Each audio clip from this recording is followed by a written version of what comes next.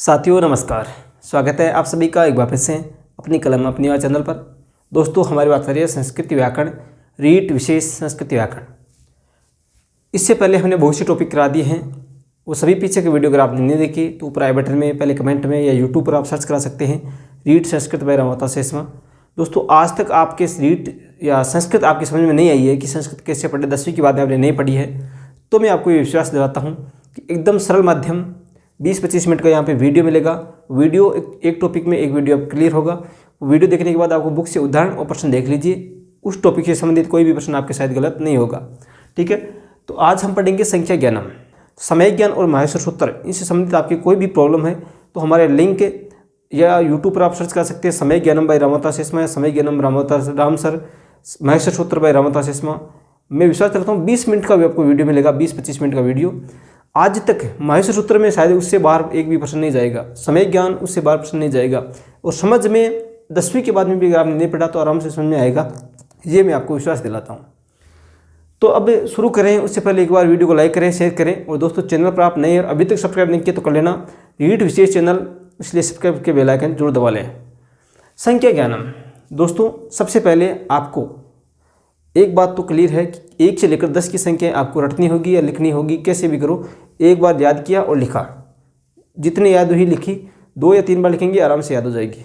एक बात तो हो गई है, या लगभग मेरे हिसाब से आपको 10 तक की संख्या आती है।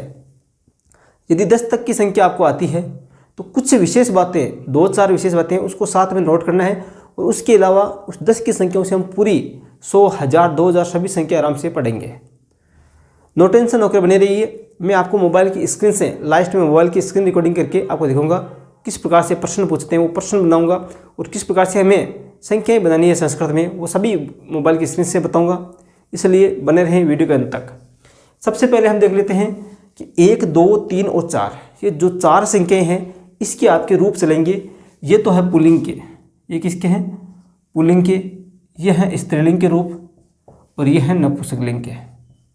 ये 3 प्रकार से आपके रूप चलेंगे, 1, 2, 3 और 4। ये 4 संख्याएं हैं, इन चारों के रूप चलेंगे, इसके अलावा इन सभी के रूप नहीं चलेंगे। ठीक है, तो 1, 2, 3, 4 ये 4 हो गए। इन चारों को आपको ये तो पता है 1, 2, 3 और 4 ये कहते हैं संस्कृत में। नहीं पता है तो भी आपको रट के लिख के कैसे भी करो 1 से 10 तक की संख्या आपको याद करनी है। इसके अलावा 20 को क्या कहते हैं, 30 को क्या कहते हैं, वो सभी याद होगा आराम से। 100 को क्या कहते हैं, 1000 को क्या कहते हैं, केवल इतनी बातें याद करनी है। उसके अलावा कुछ भी नहीं याद करना। 2 या 3 बातें होगी कि हम 19, 29 जो भी लिखें तो उसमें क्या होगा विशेष, इसके अलावा कुछ भी याद नहीं करना, आराम से याद होगा। ठीक है, तो सबसे पहले ये बात आपको बता दूं, 1 को इसके तीनों रूप चलते हैं, पुल्लिंग, स्त्रीलिंग और नपुंसकलिंग में। जैसे हम क्या है, एक बालक, पुल्लिंग के लिए कि बालक क्या है, पुल्लिंग है तो एक है बालक है, बालक के साथ जुड़ेगा तो एक है, बालिका के साथ जुड़ेगा तो एका बालिका। और फलम, जैसे एक फल है तो एक फल का हो जाए एकम फलम। तो एक वचन जो आपके है, एक संख्या है वो एक वचन में रहेगी, ये तो क्लियर है। इसके वचन के रूप नहीं चलने वाले, एक वचन, द्विवचन, बहुवचन, इस प्रकार से रूप नहीं चलेंगे, क्योंकि संख्या एक है तो एक वचन नहीं रहना है। लेकिन लिंग का वचन, आपको लिंग का है परिवर्तन करें तो पुल्लिंग, स्त्रीलिंग और नपुंसकलिंग के साथ इस प्रकार से आपके रूप चलेंगे, एक बालक, एका बालिका और एकम फलम, एकम पुस्तकम, इस प्रकार से। इसी प्रकार 2 के रूप चलेंगे, 2 बालकों।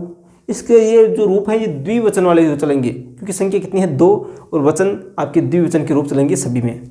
तो 2, द्वे, द्वे हमने पढ़ा था। रामऊ तो द्विवचन में क्या आया था, 2। हमने पढ़ा था लते तो यहाँ पे द्वे। हमने पढ़ा फले तो यहाँ द्वे। इस प्रकार से द्विवचन के रूप हैं। तो पुल्लिंग में होगा 2, स्त्रीलिंग में द्वे और नपुंसकलिंग में द्वे। 2 बालकों, द्वे बालिके, द्वे फले, द्वे पुस्तकें, इस प्रकार से रूप चलेंगे। 2 बालक, 2 बालिकाएं, 2 फल, 2 पुस्तकें, इस प्रकार से। 3 संख्या 3 है तो इसका मतलब क्या है कि बहुवचन में रूप चलेंगे। बहुवचन के रूप पुल्लिंग, स्त्रीलिंग और नपुंसकलिंग में इस प्रकार चलेंगे। 3 बालक हैं तो त्रय बालकः, इस प्रकार से रूप चलेंगे। लता, लते, लतः, इस प्रकार से रूप चलते हैं। तीसरे आपके हो गया बहुवचन में।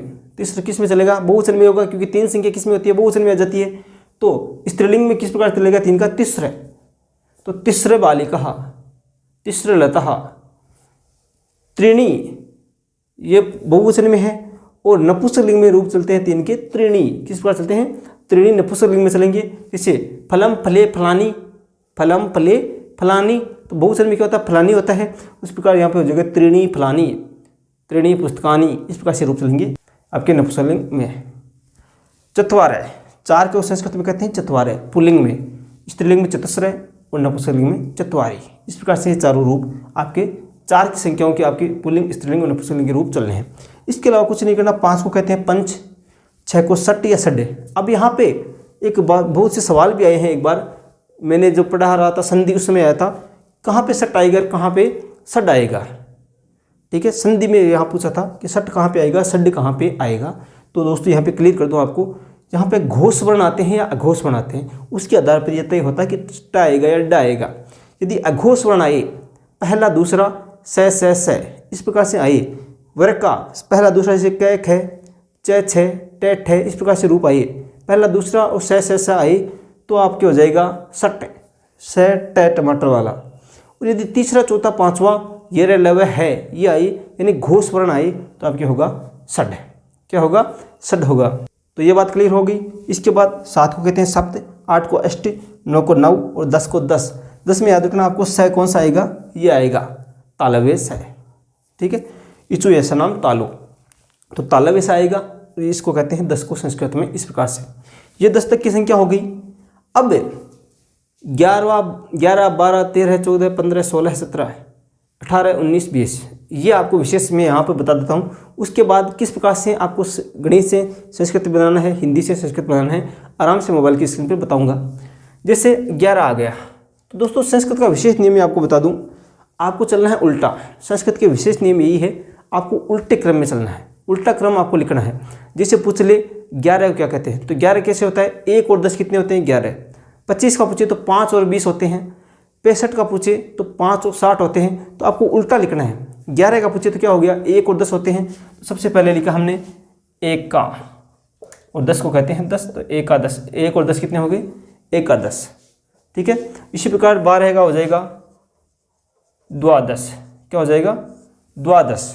13 का हो जाएगा आपकी त्रयोदश, क्या हो जाएगा, त्रयोदश। 3 और 10 कितने हो गई, त्रयोदश। दोस्तों बने रहिए, विश्वास दिलाता हूँ। आगे आप देखिए किस प्रकार से मैं आपको संस्कृत की आगे के सवाल कैसे बनते हैं, कहाँ से कैसे बनेंगे, वो पूरी बताऊँगा।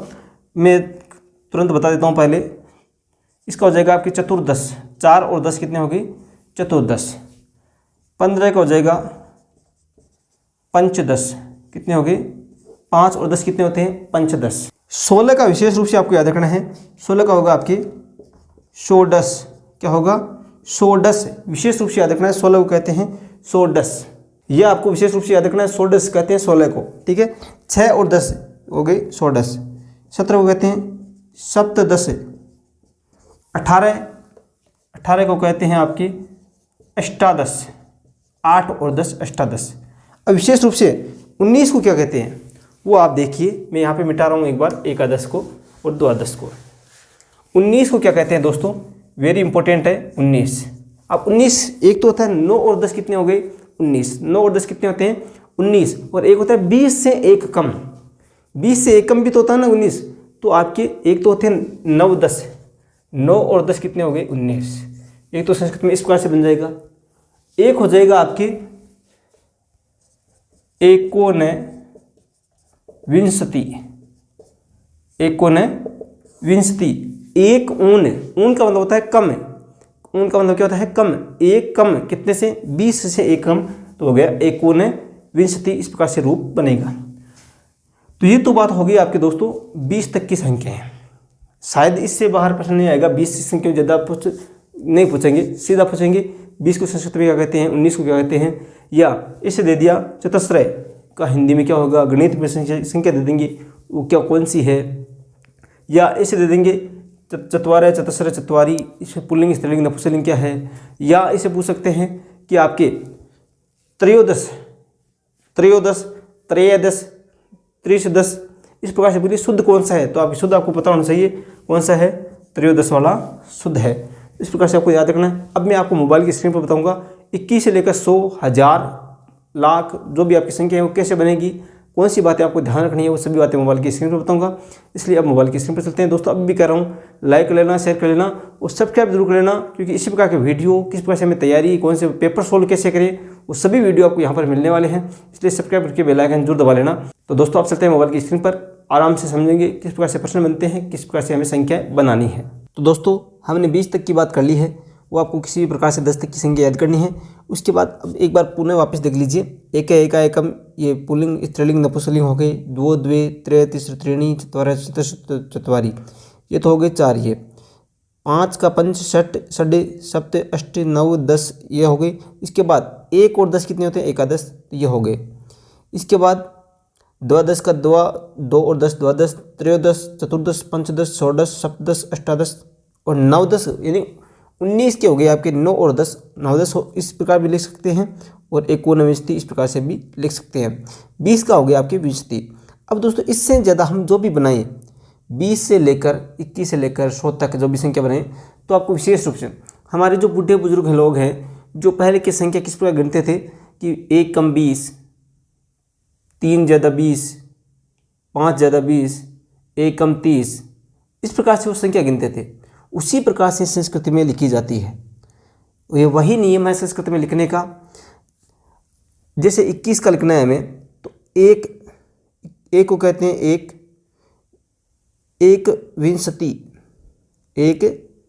विंशति, तो कितने हो गए? 1 और 20 कितने हो गए? 21। द्वाविंशति तो 22। इस प्रकार से आपको लिखते जाना है।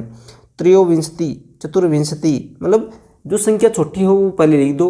उल्टा क्रम लिखना है। इसका नियम क्या है? उल्टा क्रम। जैसे मैं आपको यहाँ पे दिखा दूँ कि 88 का उल्टा हमें लिखना है, 88 लिखना है। दोस्तों मैं यहाँ पर पूरी बताऊँ या इतने बता दूँ, एक ही बात है। जो भी संख्या है उल्टा लिखते जाओ और आपकी 100 तक की संख्या बन जाएगी। विशेष बातें वो भी मैं आगे बताऊँगा, लेकिन पहले ये देख लीजिए उल्टा क्रम क्या है। संस्कृत में संख्या जो है उल्टे क्रम में लिखना शुरू करते हैं। जैसे 88 को लिखना है तो पहले इकाई अंक 8 की संस्कृत में अष्ट लिखेंगे, बाद में 80 को अशीति लिखेंगे। दोनों को मिलाकर एक शब्द बनेगा अष्टाशीति।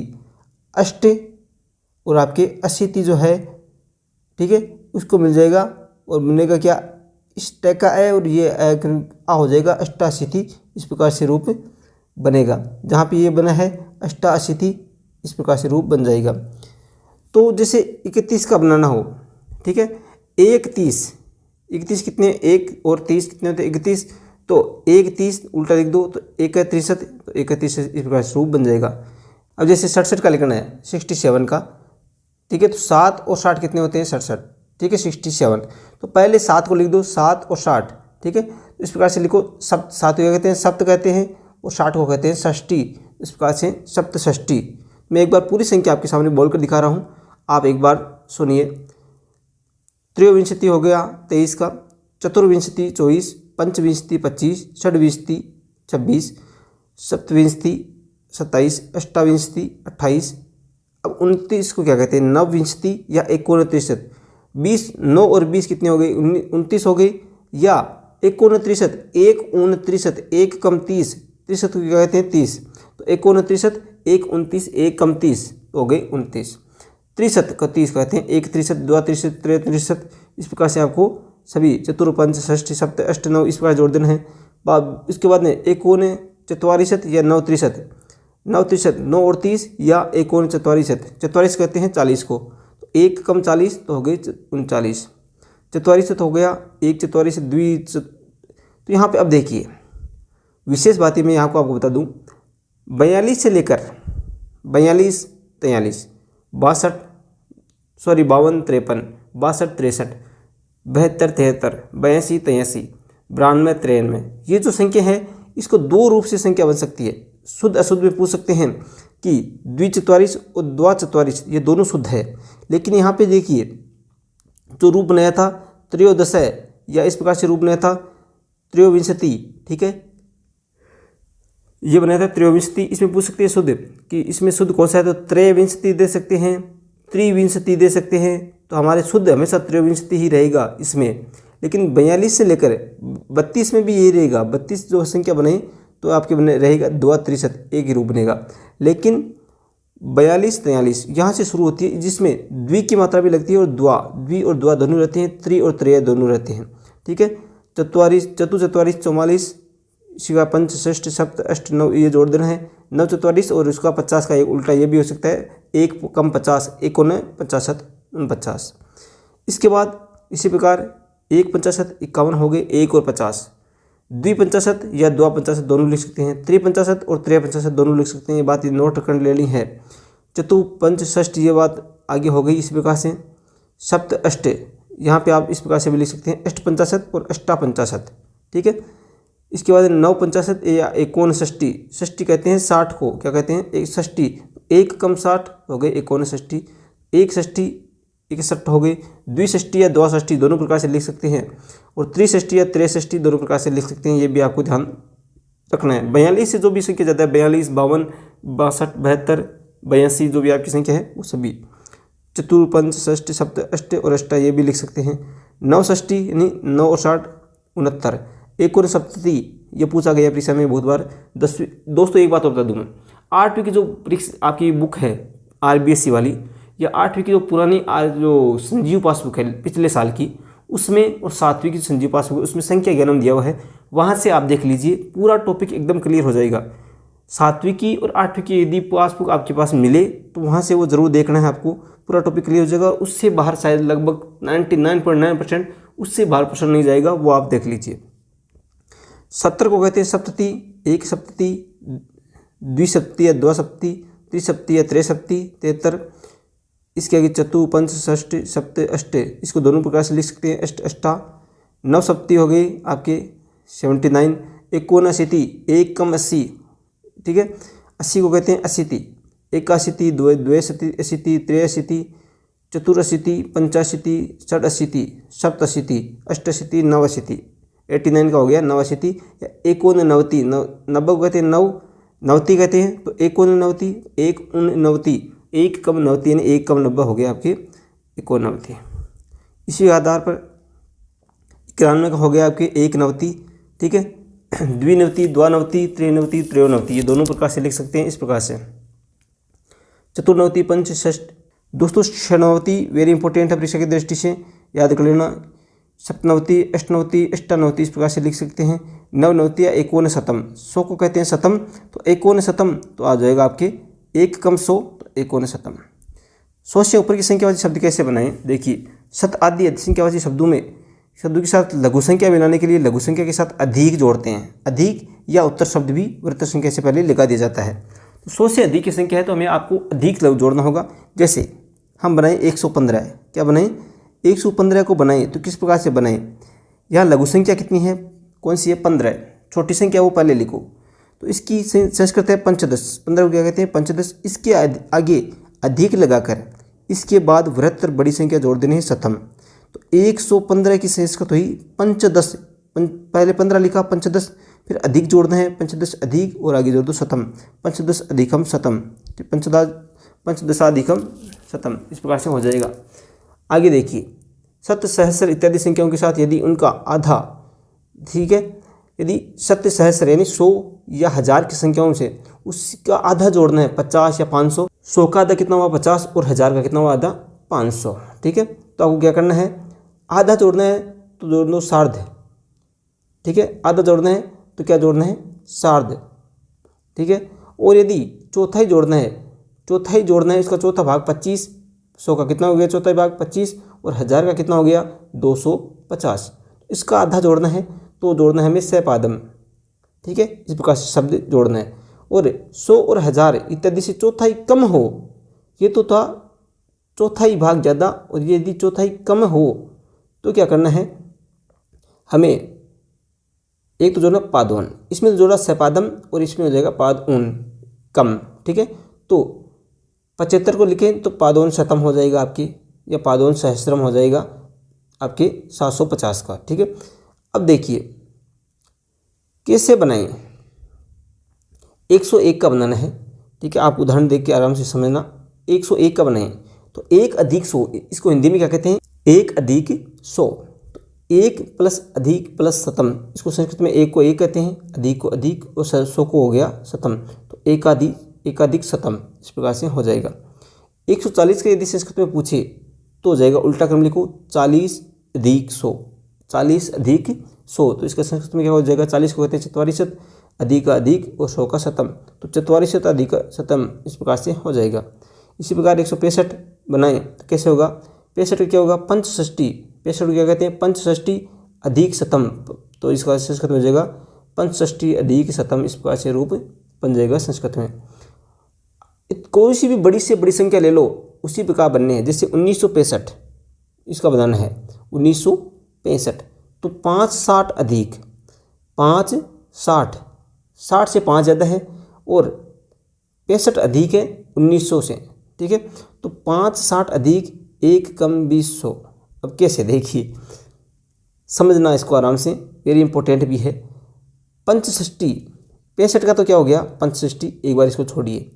अब 19 शतम कितने हो गए, 19 शतम, 1900 से 19 1900 को क्या कहते हैं 19, ये हो गया आपके 19 का, और 1900 इसको क्या कहते हैं 19 शतम, 1919 शतम, तो ये तो हो गया 1900, और अधिक कितने हैं 1900 से 65, तो 19 शतम, तो 65 अधिक 19 शतम।